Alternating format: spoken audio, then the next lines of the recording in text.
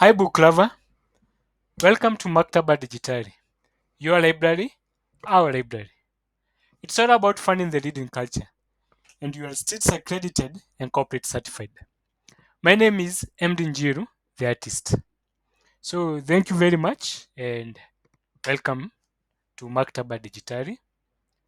I've been away for the past 1 month. I've not uploaded any new video, and the last video I uploaded, I had recorded it 2 to 3 months prior. So, but I was away on Call of Duty. Yeah, when duty calls, you know. So I was away seriously writing a book. I've been writing even when I started the channel, but not as seriously or as intense as I did this time. So this time I put everything on hold just to focus on finishing and ensuring that a book has been published. You know, we are all prone to procrastination, and procrastination can take different forms.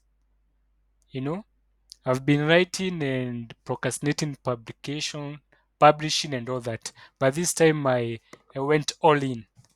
You know, so thank you to everyone who reached out and asked, kwani hakuna video mpya, kwani kunaendaje? So thank you. Yeah. So the writing process, like Nelson Mandela once said, once you are on top of one hill, you realize that there are many more to climb. So once I was done with writing, I realized that there are now many more hills to climb. Like writing is just one part. Your book or books needs to be out there. People need to know about the book. And I want to thank people like Stephanie and Tim, yeah, for the support, for ensuring that the message is out there. It's one thing to have a good, well written book, it's another thing to have a book out there. No wonder Robert Kiyosaki talks about best selling books. He says that the focus is not on best written books, it's best selling books.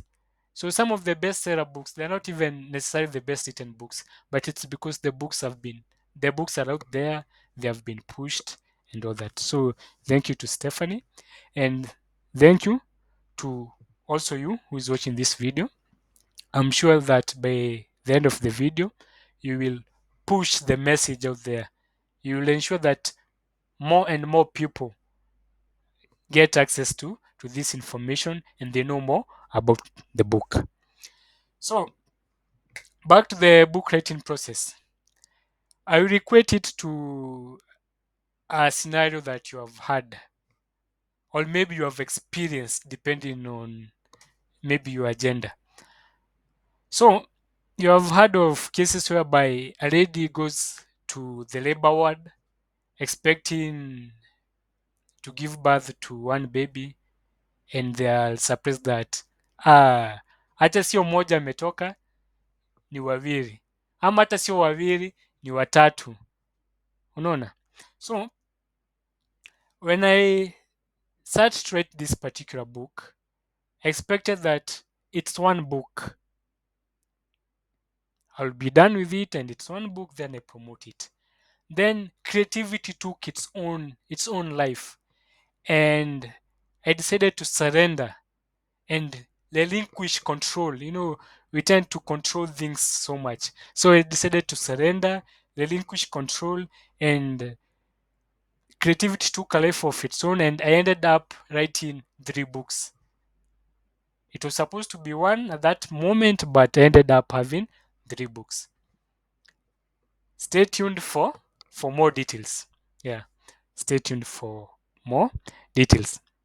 So I'll start with this first book that I wrote. So that this first book that I'm talking about is called Akachumbari.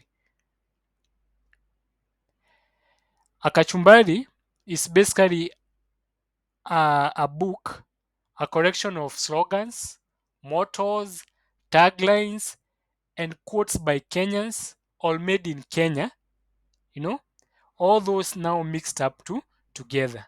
Naona venye kachumbari kuna nyanya, kitunguu, kapilipili, kafirifiri, nini nini hivyo. So that's basically a kachumbari. But when I was starting, I had not even envisioned exactly that. In fact, let me give you a backstory to how I started writing the book. I was working on another project. Yeah. So one of those projects zenye nimekuwa tu nikiwork on, maybe it's procrastination in disguise. Nasema acha nifanye kitu fulani, after ikuwe ready sasa ndio nifanye kitu fulani. So I was working of those in one of those projects maybe zenye zimekuwa niki zikifanya nisipublish. Yeah, still writing, but midway through the project I was listening to podcast ya Zach and Mwaf. The podcast naitwa Ikonini. So the guest the guest hiyo day alikuwa naitwa the guest hiyo day alikuwa DNA Mr. Dreams. So he was talking about, and let me give the exact quote, na hata the quote iko kwa book. In Kenya, our stars, okay, let me repeat, let me take it again.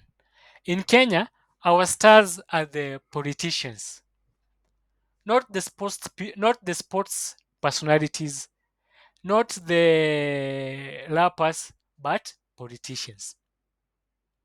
You know?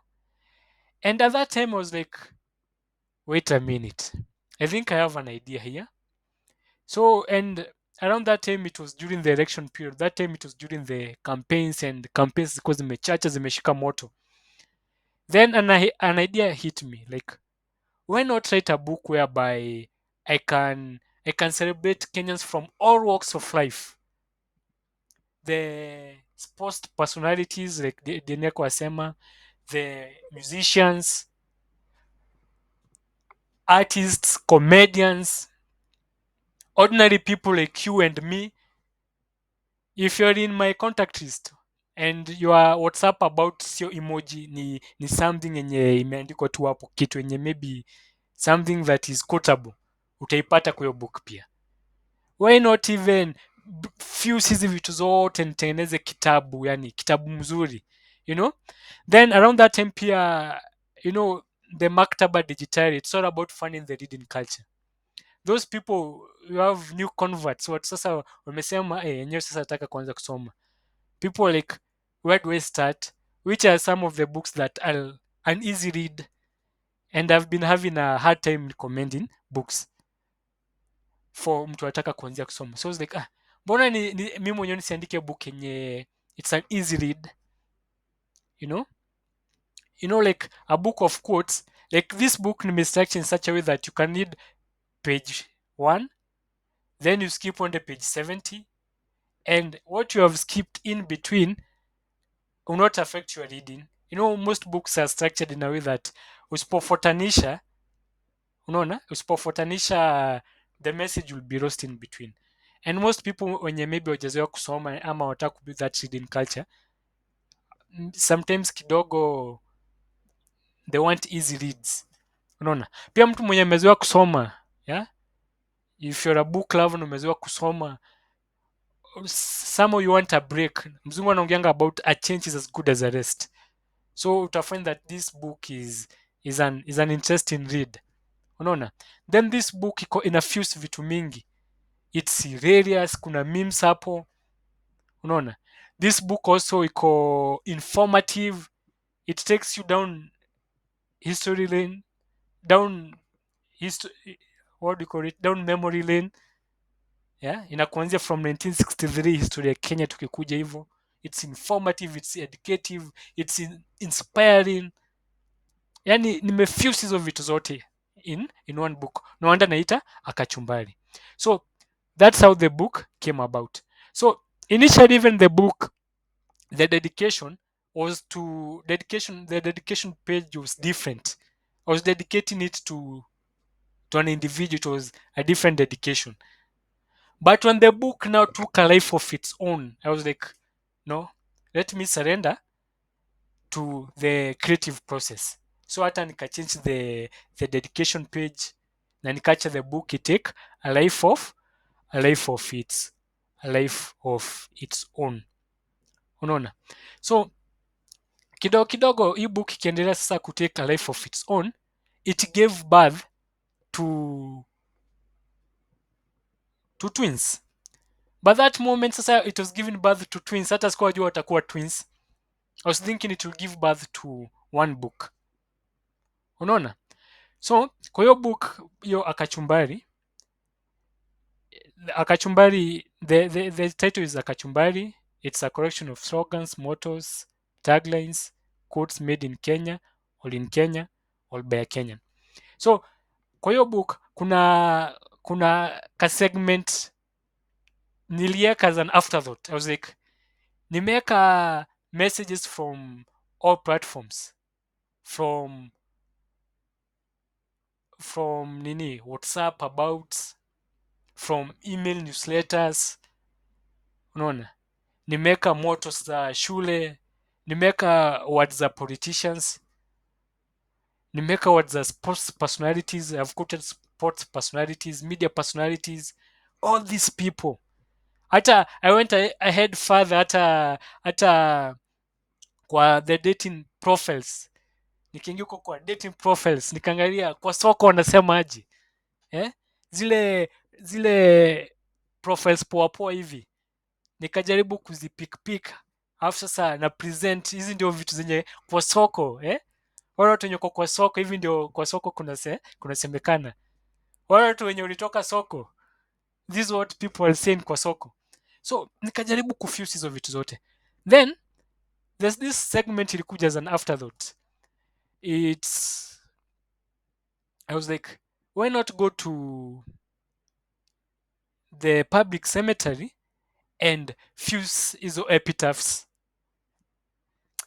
At first nikaregea, when you have an idea, most ideas when they come, kuna kuanga tu, it's a silent voice, haikuji na ile mgurumo.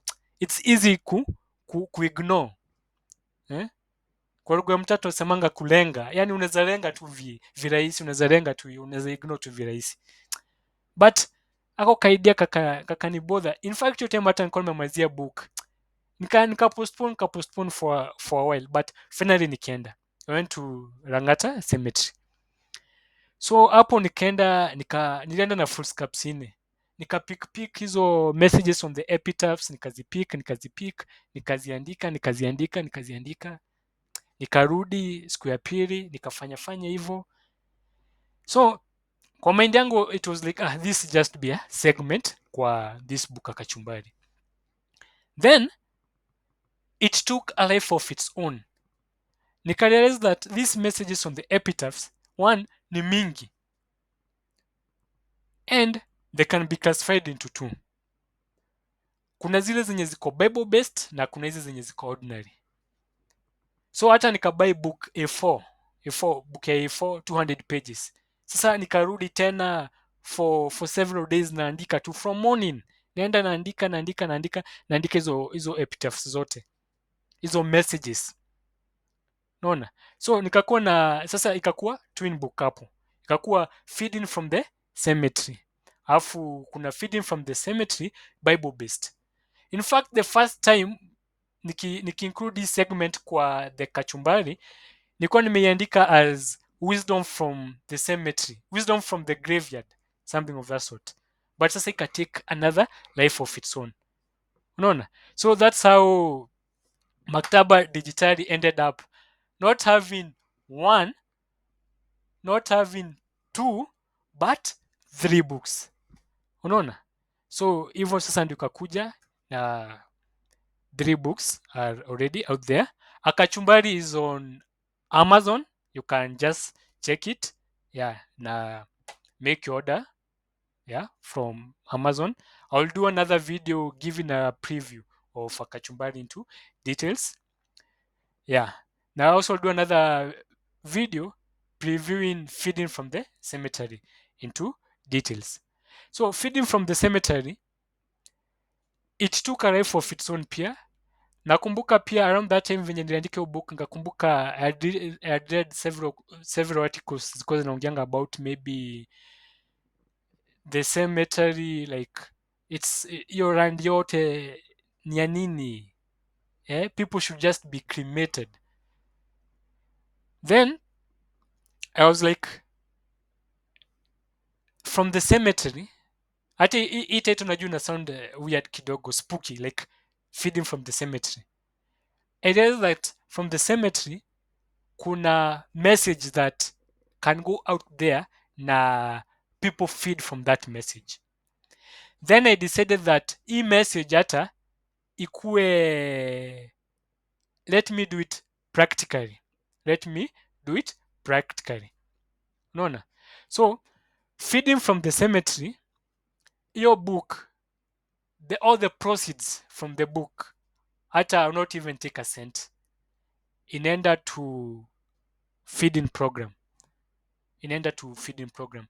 At this point when I'm doing this video, bado sija finalize ni which feeding program, but itaenda kwa feeding program 100%. So whoever will want that book, I will not even be receiving the cash. Pesa zinakuanga na mambo mingi. You not ati receive the cash then ni donate. Hapana. Itakuwa kama venye pay inafanyangwa. It's deducted from the source. So whoever will be needing that book, nampea details, analipa kwa hiyo feeding program.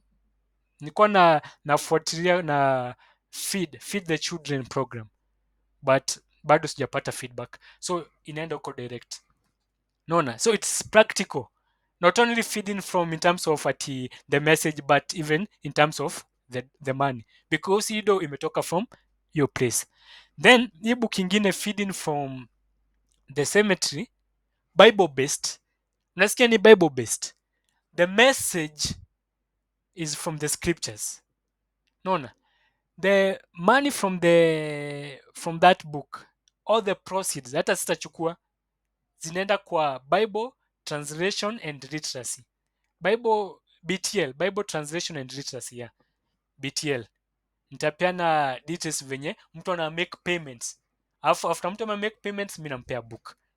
Sichukui the money alafu sasa ati ndo na make the donation, hapana. Once I take the money, mnaona venye unga imepanda and all that, I'll start doing other things with the cash. So nimeamua sasa roho safi tu, instead of pesa ipite through me, inaenda kwa as a donation. But akachumbari sasa, hii akachumbari yenye ko on Amazon, sasa hiyo sasa nayo all the proceeds zote sasa 100%, yeah, ni tithe tu nitatoa from that akachumbari. So feeding from the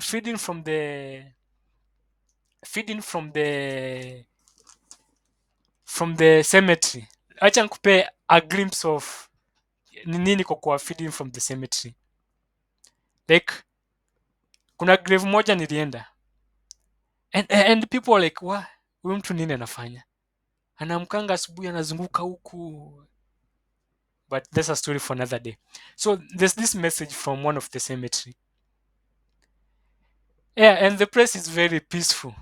You know when I first visited, nilikuwa dhani, when I was planning to visit, nilikuwa dhani nikivisit your place maybe usiku nitakuwa na ma nightmares nini. No, it was peaceful, very peaceful, and I Sakusame felt at home. But yeah, my soul or my spirit was at rest.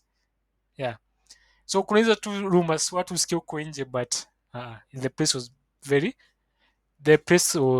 peaceful. So let me read you a message from feeding from the cemetery. So moja inasemaje, I was with you when you visited my grave today.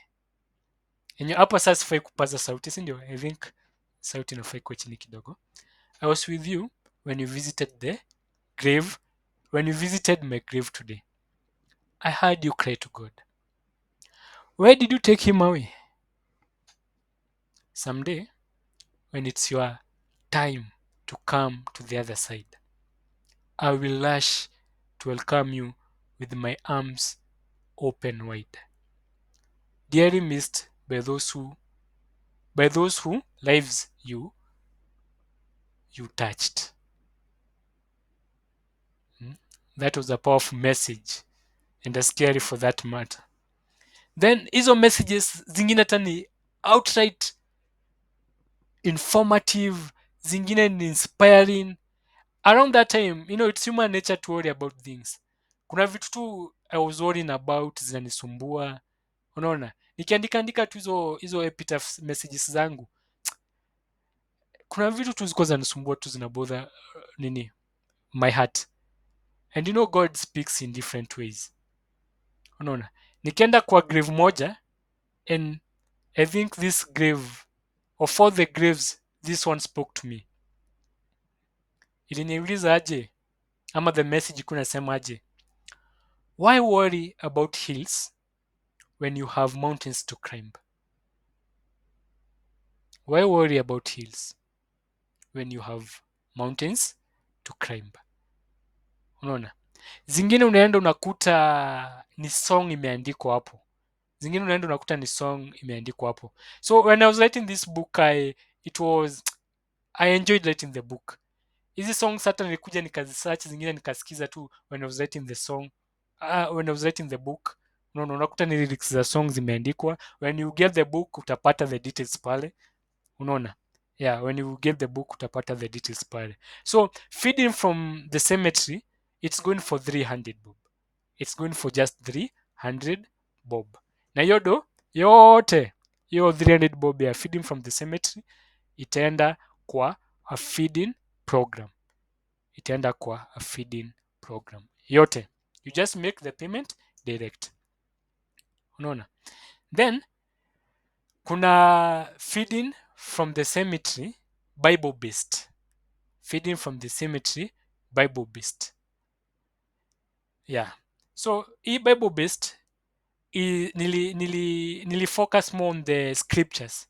Kuna epitaphs zingine unakuta iko na message na pia iko na Bible verse, ama iko na message based on the Bible. So hizo ni kazi yake ya upande, unaona, ni kazi yake upande ya Bible based. Like kuna moja inasemaje, sasa ni the other book, sasa feeding from the cemetery Bible based inasemaje, in your arms she rests, in our hearts you remain. I thank my God upon every remembrance of you. That is Philippians.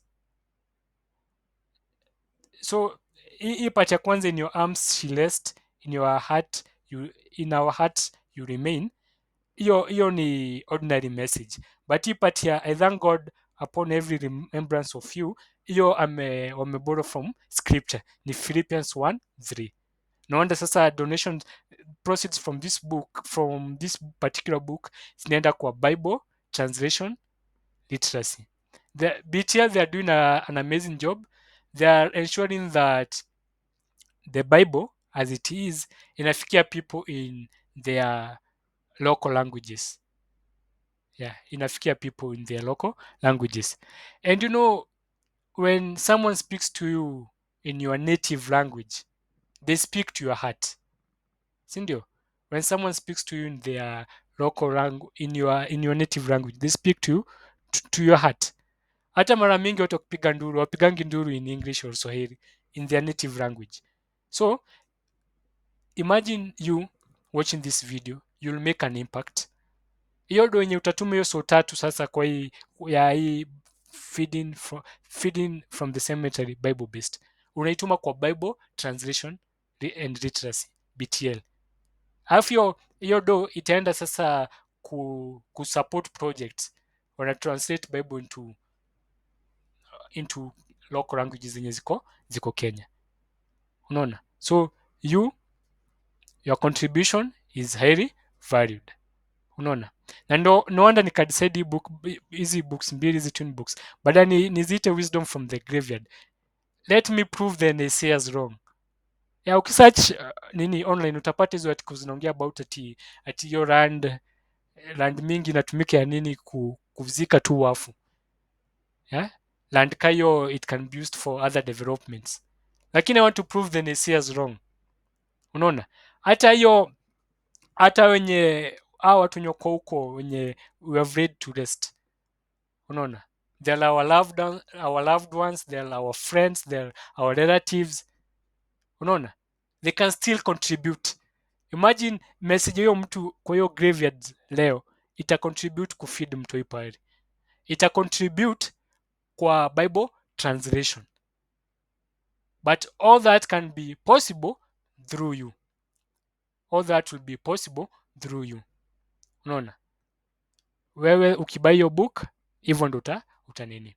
Pia ukishare hii video, like if you share this video to as many people as possible, the message itafika out there na utabarikiwa.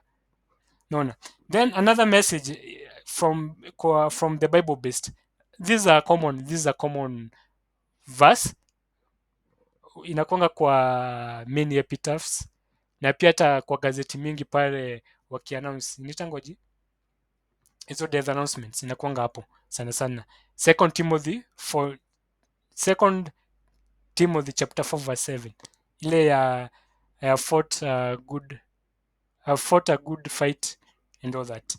Unaona, so like sasa kuna huyu mwenye alipenda epitaph yake Second Timothy 4 chapter 4 verse 7, then I can include message ingine hapo, your life is an inspiration, your death is a benediction.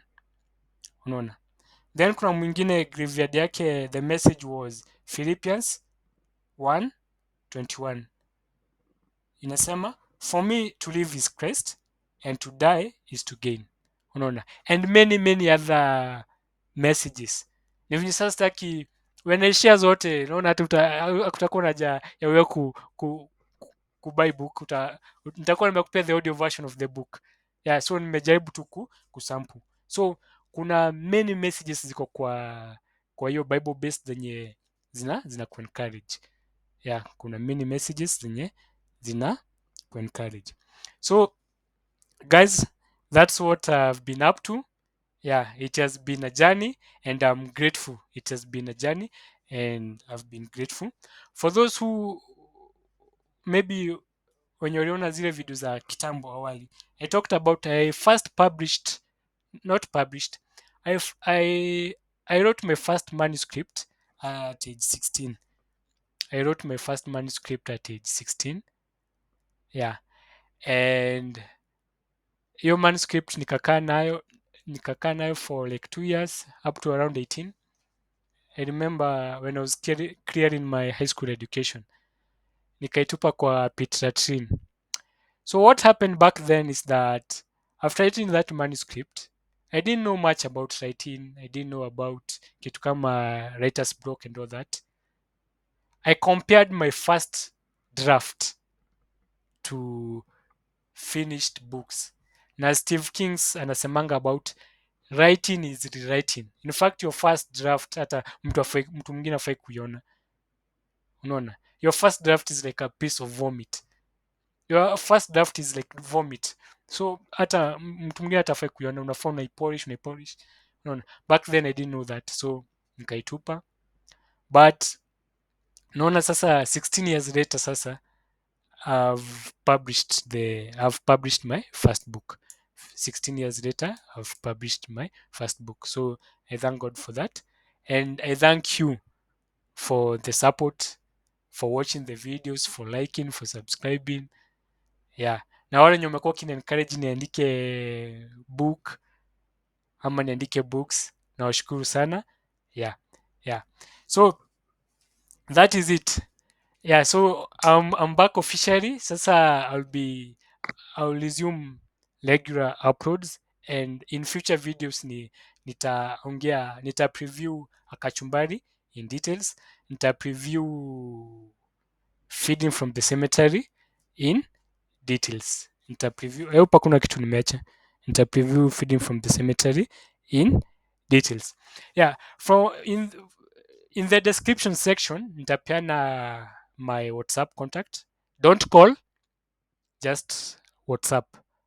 Yeah, WhatsApp nikueleze venye unaweza pata the book, venye unaweza pata the books, ama uende Amazon buy from Amazon, ama you WhatsApp. So thank you guys, and I'm glad to be back. So asanteni.